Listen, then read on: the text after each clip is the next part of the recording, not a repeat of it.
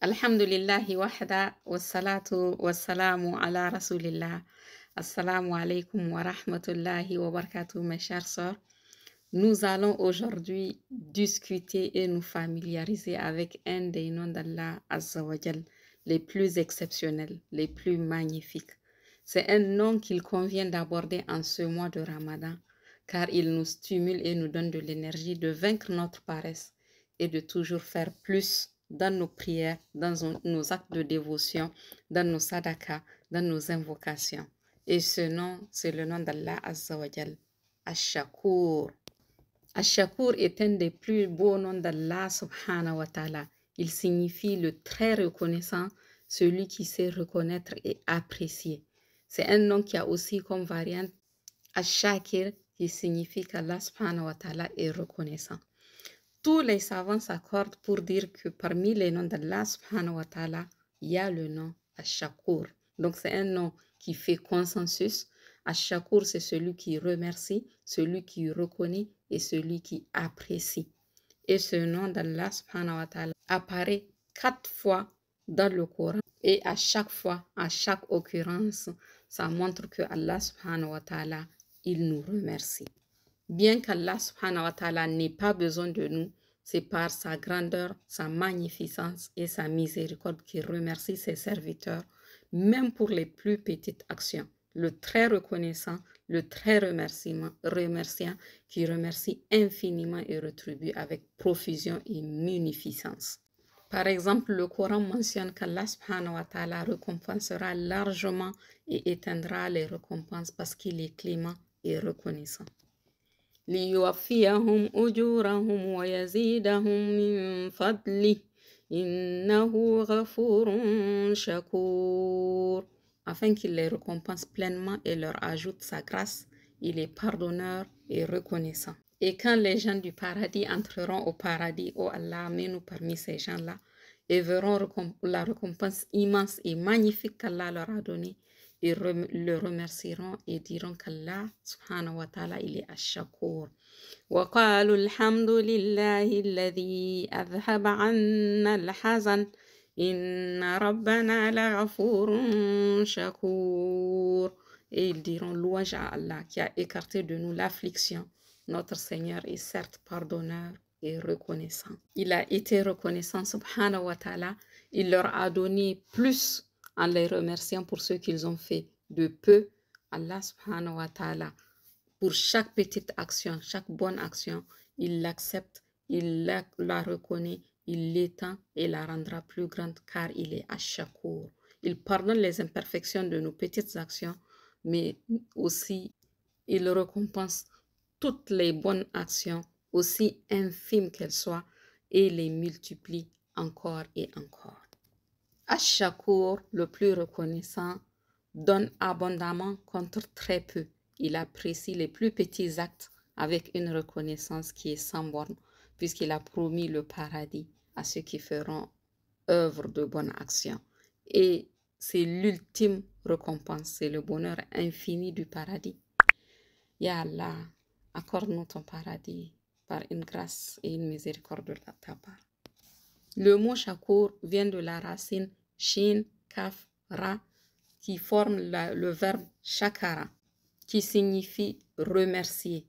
Et à l'origine, c'est le surcroît, le surplus. C'est-à-dire que shakara, c'est donné en retour, mais pas dans la même mesure que ce qu'on a reçu. C'est donné plus que ce que l'on a reçu. Et principalement, on retrouve 3 significations derrière le verbe shakara. La première, c'est de reconnaître, de louer la bienfaisance. La seconde, c'est être reconnaissant et offrir la reconnaissance. La troisième, c'est de produire et de fournir abondamment. En effet, les Arabes utilisent le terme shakur pour indiquer par exemple un animal à qui tu donnes peu de nourriture et qui te rapporte plus de lait ou bien plus de viande. Ou bien un terrain sur lequel tu mets peu de choses et qui te rapporte beaucoup en retour. Donc shakur, c'est quelque chose qui produit beaucoup, plus qu'il ne consomme, qui donne plus que ce qu'il a reçu. Et le mot shukr, reconnaissance, signifie augmenter, apprécier, reconnaître le bien. Donc, ash-shakur, c'est être extrêmement reconnaissant. Le nom d'Allah Azzawajal, Al-Shakur, signifie que c'est celui qui récompense les serviteurs croyants pour les bonnes actions en leur octroyant beaucoup plus qu'ils ne méritent. Et c'est celui qui apprécie et récompense tout bien, aussi petit qu'il soit, fût-ce un bien intangible comme les intentions. Donc, quand tu mets une bonne intention, même si tu ne réalises jamais l'acte, Allah subhanahu wa ta'ala Ash-Shakur te récompense pour cette bonne intention qui est pourtant quelque chose d'intangible. Et Ash-Shakur récompense même le bien qui a été fait par un pécheur ou un mécréant. Subhanallah, comme est grande la récompense d'Ash-Shakur. ومن يقترف حسنة نزد له فيها حسنا إن الله غفور شكور. Et quiconque accomplit une bonne action, nous répondrons par une récompense encore plus belle. Allah est certes pardonneur et reconnaissant. Sourate 42, verset 23. Donc, Ash-Shakur donne à ses serviteurs en retour de ce qu'ils ont fait de bien, même si c'est un bien infime, une récompense qui est décuplée. Ash-Shakur est reconnaissant pour l'œuvre et pour tout ce que tu fais comme bonne action, quelle que soit sa taille, même la plus infime. Rien n'est trop peu pour être remercié par Allah subhanahu wa ta'ala. Et sa reconnaissance, sa gratitude est telle que pour une bonne action, il offre en retour une récompense 10 fois sa valeur, au minimum, sinon il la multiplie par des centaines de fois. Il y a ce hadith que nous rapporte Abu Huraira, qui est un hadith mutafakun alayh, où Abu Huraira dit donc que le messager d'Allah sallallahu alayhi wa sallam a dit, Allah a dit, donc c'est un hadith qudsi, lorsque mon serviteur envisage de commettre une mauvaise action, ne la lui inscrivez pas tant qu'il ne l'a pas commise. S'il la commet, inscrivez-la telle qu'elle. Et s'il la délaisse pour moi, inscrivez-la lui comme une bonne action. Si mon serviteur envisage d'accomplir une bonne action et qu'il ne l'accomplit pas, inscrivez-la lui comme une bonne action. Et s'il l'accomplit, inscrivez-la lui décuplée, donc fois 10 et majorée jusqu'à 700 fois et plus encore. Ya Allah, Ya Allah. Donc ça veut dire que Ash-Shakur, quand tu prends l'intention de faire une bonne action et que tu ne la fais pas, tu es récompensé pour cette bonne action-là, comme si tu l'avais faite. Si tu accomplis la bonne action, elle est multipliée de 10 jusqu'à 700 fois ou même plus. Parce que Ash-Shakur, c'est lui qui est reconnaissant et c'est lui qui récompense à la hauteur qu'il veut. Et la reconnaissance d'Allah subhanahu wa ta'ala va encore plus loin. Si tu envisages de faire une mauvaise action et que tu ne la fais pas, cela t'est inscrit comme étant une bonne action. Et si tu l'as fait, elle n'était inscrite que comme une seule mauvaise action. Allah subhanahu wa ta'ala Ash-Shakur a une reconnaissance que nous, on ne peut même pas quantifier. ومن عمل صالحا من ذكر أو أنثى وهو مؤمن فأولئك يدخلون الجنة يرزقون فيها بغير حساب. Et quiconque, mâle ou femelle, fait une bonne action tout en étant croyant, alors ceux-là entreront au paradis pour y recevoir leur subsistance sans compter. Quelle bonne action tu fais pour mériter le paradis, si ce n'est que Ash-Shakur accepte tes bonnes actions et te récompense en les multipliant au-delà de ce que tu peux penser.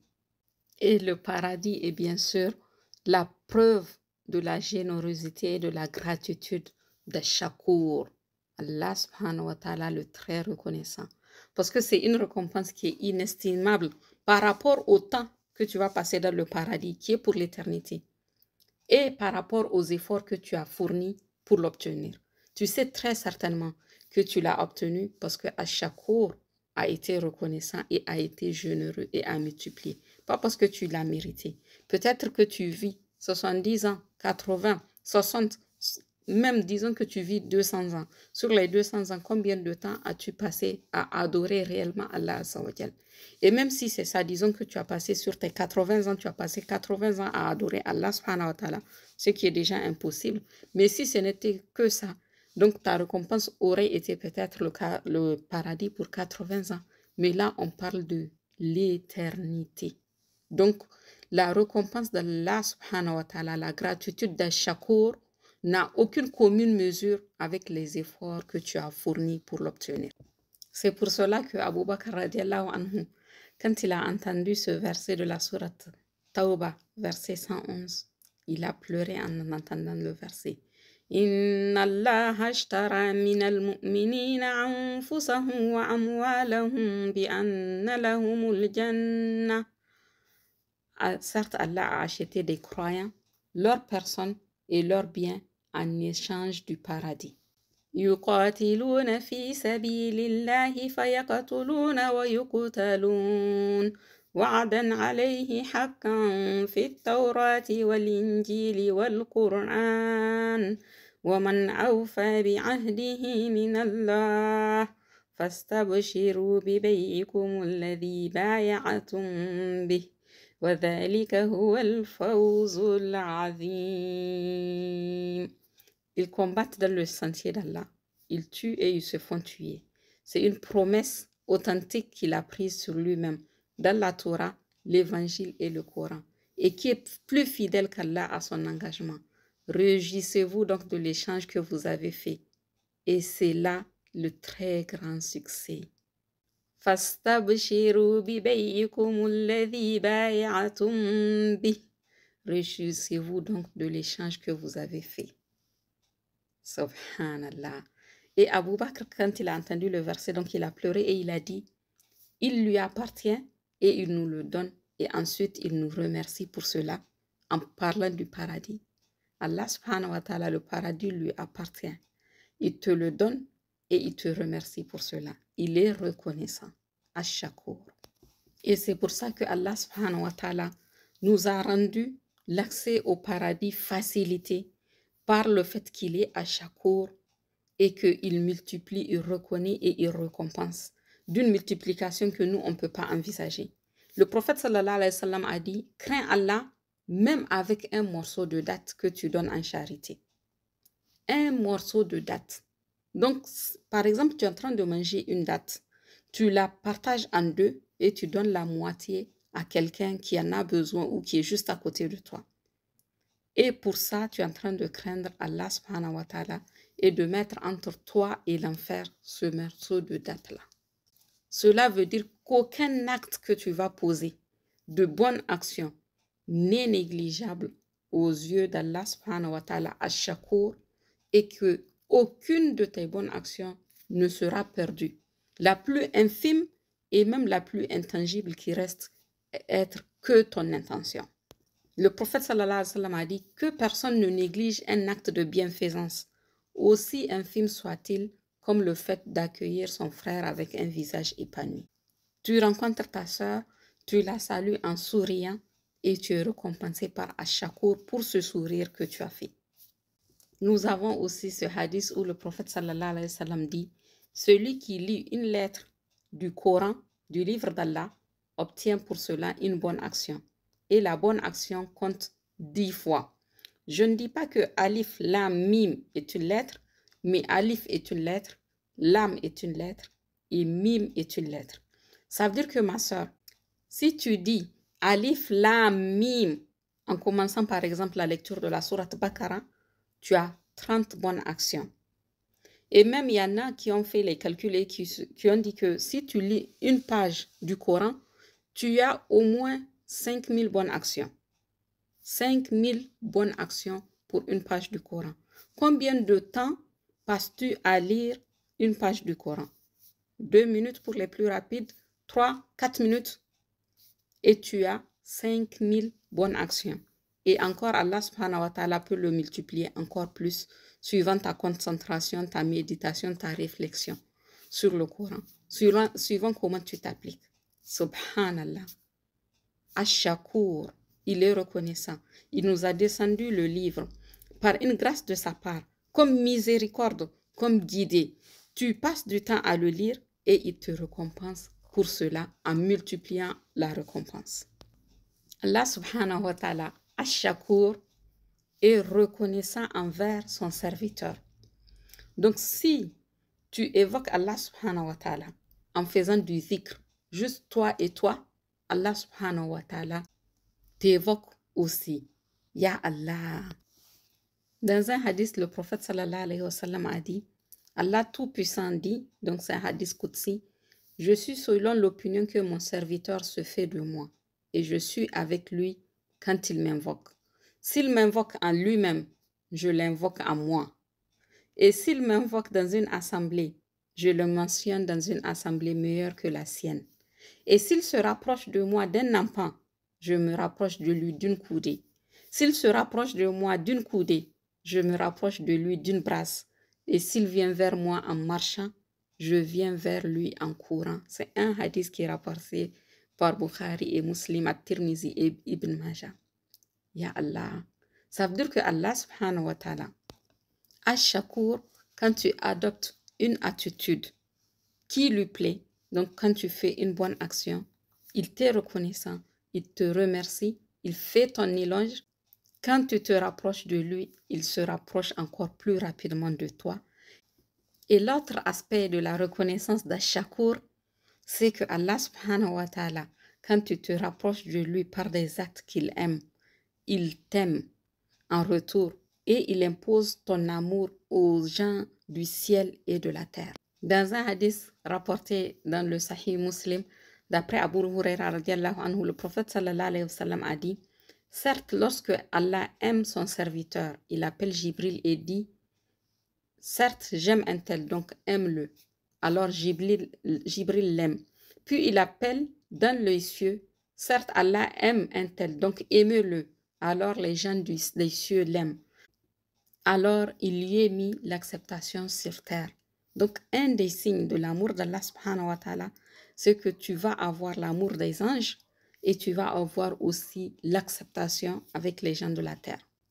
Et donc la récompense, la reconnaissance d'Ash-Shakur est bien sûr sans commune mesure avec l'action qu'on a faite, mais c'est Ash-Shakur. Une autre manifestation du nom d'Allah Ash-Shakur, c'est que Allah subhanahu wa ta'ala, Ash-Shakur, quand le serviteur abandonne une chose pour lui, il lui en attribue une autre d'une plus grande importance. Cela veut dire qu'Allah subhanahu wa ta'ala Ash-Shakur échange ce qui a été abandonné pour sa cause contre quelque chose de meilleur. Ya Allah, Allah subhanahu wa ta'ala, tout ce que de toute façon tu vas abandonner pour la cause d'Allah subhanahu wa ta'ala, c'est lui qui t'a donné ça. Il n'y a aucun bienfait, aucune grâce dont tu bénéficies qui ne vienne de la part d'Allah azza wa jal. Et quand tu acceptes d'abandonner cela pour Allah subhanahu wa ta'ala, il te la remplace par certainement quelque chose qui est meilleur que cela. Comme dans le verset dont nous avons parlé précédemment, pour lequel Abu Bakr avait pleuré, Inna Allah ashtara min al-mu'minina anfusahum wa amwalahum bi anna lahumul jannah. Certes, Allah a acheté des croyants, leurs personnes et leurs biens en échange du paradis. Et c'est qui t'a donné ces biens? C'est qui t'a donné ta personne? C'est Allah subhanahu wa ta'ala. Et cela veut dire que ce dont tu disposes, les bienfaits dont tu disposes ici-bas, ce sont tes biens que tu dois utiliser dans ta transaction et ton négoce avec Allah subhanahu wa ta'ala pour acheter le paradis. Je répète, ça veut dire que ce dont tu disposes dans ce bas monde, que ce soit tes biens, ton temps, tes compétences, ton corps, tout, tu dois les utiliser en vue de faire le commerce avec Allah subhanahu wa ta'ala pour que tu achètes le paradis. Donc notre âme, nos biens, c'est ça notre plus grand capital dont nous disposons dans ce commerce-là, dans ce négoce. Et tu sais maintenant que tu as compris le nom d'Allah azza wa jal, Ash-Shakur, que dans ce commerce-là, c'est toi toujours qui seras la gagnante. Parce que Allah subhanahu wa ta'ala, c'est lui qui t'a tout donné. À qui appartient ton âme, tes biens, ton temps, tes compétences? C'est à Allah azza wa jal qu'appartient tout cela. Et il te permet de les utiliser pour faire le commerce avec lui. Pour gagner quoi? le paradis. Et il n'y a aucune commune mesure entre ce que tu vas gagner et ce que tu vas perdre. فَاسْتَبْشِرُوا بِبَيْعِكُمُ الَّذِي بَايَعْتُمْ بِهِ وَذَلِكَ هُوَ الْفَوْزُ الْعَظِيمُ. Réjouissez-vous donc de l'échange que vous avez fait et c'est là le très grand succès. Donc cela veut dire, ma soeur, que le monde dans lequel nous vivons, ce monde d'épreuves-là, c'est le lieu de transaction entre Allah Azzawajal et toi. C'est le lieu où tu vas faire commerce avec Allah subhanahu wa ta'ala pour gagner le paradis. Et pour cela, ton épreuve consiste à te soumettre à Allah Azzawajal et à lui rendre ce qu'il nous a octroyé afin de gagner le paradis. Je te donne quelques exemples, ma soeur, pour que ce soit plus clair ce concept. Par exemple, Ibrahim alayhi salatu wassalam, nous avons vu quand nous avons étudié le tawhid que c'était celui qui avait incarné de manière excellente le tawhid, l'unicité d'Allah Azza wa Jal. Ce grand prophète qui était Khalilullah, il a accepté d'être projeté dans le feu, dans le brasier, pour ne pas renier son tawhid, pour ne pas renier sa foi. Il a sacrifié son âme, c'est bien pour Allah Azza wa Jal. Et Allah a fait quoi? Il a fait que le brasier s'est transformé en fraîcheur pour lui. Ya Allah. Allah subhanahu wa ta'ala lui a imposé de sacrifier son fils, de donner son fils en offrande. Il a accepté, il s'est soumis. Et Allah subhanahu wa ta'ala lui a remplacé son fils par un bélier qui venait du paradis. Et par ça, il est devenu l'ami intime d'Allah Azza wa Jal. Est-ce que tu mesures la récompense et ce qu'il a eu à céder? Il a cédé certes son fils, mais ce qu'il a gagné en retour, c'est le paradis et le statut d'être l'ami intime d'Allah Azza wa Jal. Quelle grande grâce! Ça, c'est qui fait ça? Ash-Shakur. Tu lui donnes quelque chose de petit et en retour, il te donne quelque chose de plus grand et même d'inquantifiable. Un autre exemple, ce sont les Ashab al-Ukhdud. Nous connaissons tous la sourate al-Buruj, où les gens de la fosse ardente ont été jetés dans les brasiers. Pourquoi? وَمَا نَقَمُوا مِنْهُمْ إِلَّا أَن يُؤْمِنُوا بِاللَّهِ الْعَزِيزِ الْحَمِيدِ. Ils ne leur reprochaient que d'avoir cru en Allah, le puissant, le digne de louange. Ils ont refusé de sacrifier leur foi et pour cette raison, ils ont tous été jetés dans le brasier. Ils ont sacrifié leur âme et en contrepartie, Allah subhanahu wa ta'ala leur donne le paradis. Tu peux penser, ma sœur, que ici j'ai donné des cas extrêmes de gens qui ont donné leur âme pour avoir le paradis. Mais il y a d'autres personnes qui ont donné de leur bien pour avoir le paradis. Nous savons que Abu Bakr radiallahu anhu était le deuxième homme le plus important dans notre communauté après le prophète sallallahu alayhi wa sallam. Et il a donné un jour de tous ses biens. Tous ses biens. Quand le prophète sallallahu alayhi wa sallam lui a demandé, Ya Abu Bakr, qu'est-ce que tu as laissé pour ta famille? Il a répondu qu'il a laissé pour sa famille Allah et son messager. Il avait donné tout ce qu'il avait. Tous ses biens ont été destinés pour Allah et son messager. Et il l'a fait à plusieurs reprises des dons immenses pour cette religion-là. Donc il a donné de ses biens. Jusqu'à ce qu'un jour le prophète sallallahu alayhi wa sallam a dit, il n'y a pas de biens qui m'ont été utiles pour défendre la cause d'Allah comme ceux de Abu Bakr. Et quand Abu Bakr avait entendu ça, radiallahu anhu, il a fondu en larmes et il a dit, est-ce que nous et nos biens ne t'appartiennent pas, ya Rasulallah? Et en disant cela, ce qu'il voulait dire, c'est que tous ses biens et lui-même étaient destinés à Allah et à son messager. Subhanallah. Donc ça, c'est des gens qui ont cédé leur personne, leur âme, leur bien et ils ont fait un négoce avec Allah Azza wa Jal dans l'optique d'obtenir le paradis. Dans l'optique d'obtenir le paradis. Et pour nous, actuellement, ma soeur, cette lutte-là que tu dois faire, ce négoce, ça peut être peut-être de laisser tomber ce travail qui va à l'encontre de tes valeurs islamiques. Et oui, je mets le pied dans le plat. Mais peut-être que tu travailles dans un endroit où on vend de l'alcool, de la cigarette, ou bien où on vend de la riba et que c'est peut-être ça que tu dois sacrifier et que tu dois utiliser comme négoce entre toi et Allah subhanahu wa ta'ala. Et c'est Allah qui sait mieux. Donc, regarde ma soeur, ce que tu dois abandonner pour Allah subhanahu wa ta'ala et sache au fond de toi, avec certitude, n'aie aucun doute par rapport à ça, que tout ce que tu abandonnes pour Allah subhanahu wa ta'ala et que tu le fais réellement pour Allah, Wallahi al-azim, il va te le remplacer par mieux, que ce soit dans ce monde ou dans l'autre. Et le négoce avec Allah subhanahu wa ta'ala, c'est toujours toi qui es la gagnante dans l'affaire, parce que tu lui donnes peu et en contrepartie, il te donne beaucoup. Peut-être que ce que tu dois sacrifier à Ash-Shakur, Allah Azza wa Jal, c'est peut-être de sacrifier le fait de montrer ta beauté aux autres et de couvrir cette beauté, de porter ton voile comme Allah subhanahu wa ta'ala le veut de toi. Et ce sacrifice, si tu le fais, Allah subhanahu wa ta'ala en contrepartie te récompensera d'une manière que lui seul connaît. Et ne vois pas ce que cela va t'amener comme obstacle dans ce bas monde. Tant que tu dis que tu es croyante, attends-toi à des épreuves parce que cela fait partie du processus. Cela fait partie du processus. Cela fait partie du négoce, du commerce que tu entretiens avec Allah Azza wa Jal. Et c'est la manière dont tu vas vivre ces épreuves-là qui vont faire que Ash-Shakur accepte, reconnaisse et te récompense de la meilleure des manières. Un autre aspect de la reconnaissance d'Allah subhanahu wa ta'ala Ash-Shakur consiste en ce que dans ce bas monde, même pour celui qui n'est pas croyant, quand il accomplit du bien, Allah subhanahu wa ta'ala le rend dans ce bas monde-là. Il ne lui fait pas perdre le mérite de son bienfait, même dans ce monde, même pour un non-croyant. Même si cette personne-là est la plus détestable des créatures aux yeux d'Allah subhanahu wa ta'ala, s'il fait du bien, Allah subhanahu wa ta'ala le lui rend.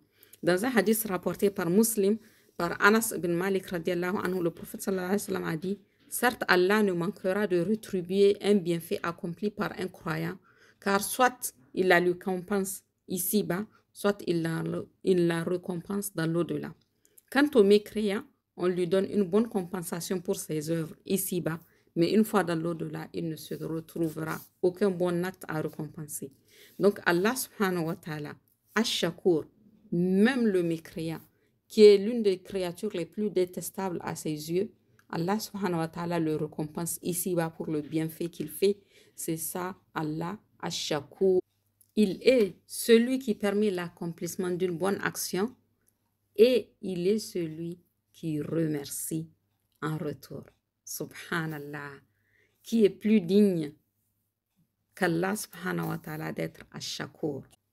Celui-là qui ne laisse pas perdre la récompense du bienfaiteur, quel qu'il soit, croyant ou mécréant, et qui lui montre sa gratitude en lui redonnant de son bien dès ici-bas.